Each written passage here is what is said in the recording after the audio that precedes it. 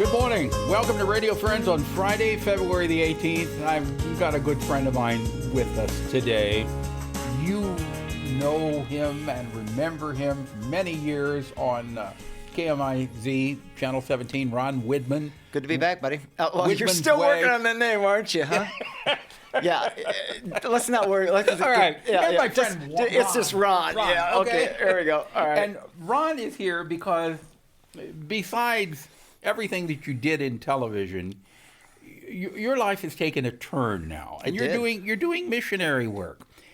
The organization is called Stories from the Heart, and actually, this organization is only two people. It's you and your wife. Yeah, who's up in the studio right now? She wouldn't come down here. No, she wouldn't come. Maybe next time. We'll see. She's in the control room. Just two people who hit that age of retirement and said, "I don't think so."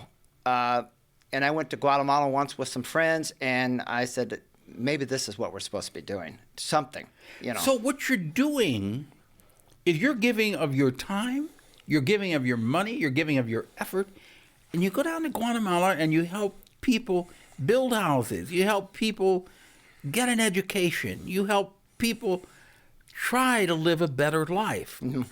How did you get involved with that, and why did you get involved with it? Well, I think we shared a little bit last time we talked, Paul.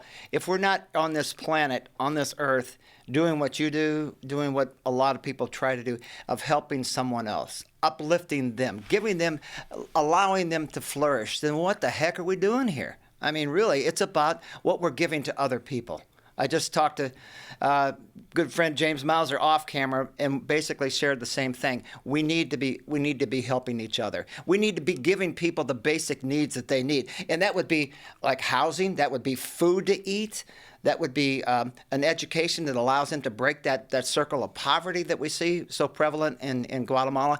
Something has to be done. And instead of saying, well, somebody else can do it, Sally and I just happen to be married to a great person who said, well, when do we leave? When I threw this idea at her. And so why did you pick Guatemala? Well, I went down with a group from a church called The Crossing here in Colombia, and I had no intention. She said, "Oh, you should go," and I kind of fought it. I didn't really want to go, but I finally relented and said, "Let's go." And within the first couple of minutes, maybe a couple hours, I saw an old man carry his special needs grandchild on his back to a clinic, and I thought, okay, I need to be involved. I need to be doing something. Yeah. So, and what I could do is what I did at Channel 17. I can tell a story. I can shoot a video. I can share that. What my wife could do is we're seeing some pictures right here where I'm with some friends looking at a roof that the Kiowa Jean Foundation, a local foundation here in Colombia, built this roof for this community who had no place to meet. They had no place to conjure everybody together and like have a program, have a activity at the school.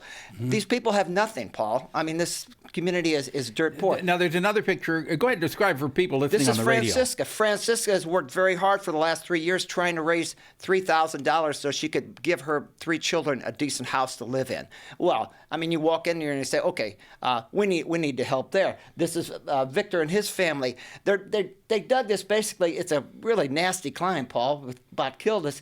Climbing up to this place that they dug out of the mountain. Okay, he's building a house for his 8 children, but he also at the same time wants to give them an education. He can't do both. It's 22% interest rate over there to get a loan to buy this piece of land. Well, you know what? There's a lot of people we know that would give us funds and say, put this where it's needed. Well, there's where it's needed. It's these people right here where Victor and his family are digging sand for 8 hours a day, 10 hours a day, to maybe make on a good day $7. Now, how do you feed your family? You can't. So, but a lot of people can. And they say, how can we help? Well, you want to move down there with us? No. You want to learn Spanish? No. Well, then reach into your back pocket and pull out your wallet and you can help. You can help. And people, because we've been down there for 9 years, they trust us. And they know we don't keep any of the money ourselves. It's going to people like these kids right here. Those are the groups that Sally's working with in these little learning centers in 4 mountainous villages. These kids need a decent education, not just send them off to school, because Guatemalan schools are terrible. They teach them to memorize facts, but they have no comprehension. They don't understand. As Sally's trying to train these teachers to understand how children learn, how they comprehend what they're learning, how it becomes part of who they are. And that's not the way it's being done now. So when you're in Guatemala, where are you staying? Are you staying with people? This lady on your right, her name is Candelaria. They have a program there where they take indigenous children out of these villages. They train them. They teach them English, which is so very important in Guatemala to be able to speak English. And then they give them an education. And a lot of them come to the States and get an education, but they always bring them back. They always go back to their community. We're sponsoring 2 young indigenous women to go through medical school now. These are the things that we want to, allow these children who have no hope. I mean, they take their Guatemalan children at the age of, in their 5th grade and say, boys and girls, this is as good as it's going to get, because in another year, you're going to have a machete in your hand, you're going to go out into the fields, and you're going to start hacking away. That's as good as it's going to get.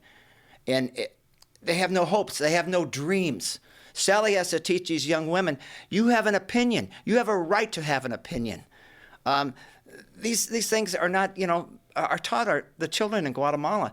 So we see that, and we do what we can do. Yeah, that's all. You're quite a spokesman, and obviously you're speaking from your heart, because I am. You do care. I do. So you just got back. You're going back down again. Right, tomorrow. How long do you stay? Tomorrow we're going to go down for 2 weeks. Sally's got some checkups to do with the teachers and all. Next time we get together, Paul, if there is a next time, I'm going to make sure Sally comes along too to explain a lot of this stuff that I'm not very good at. But you're pretty good at explaining things. I try to be pretty good at explaining things.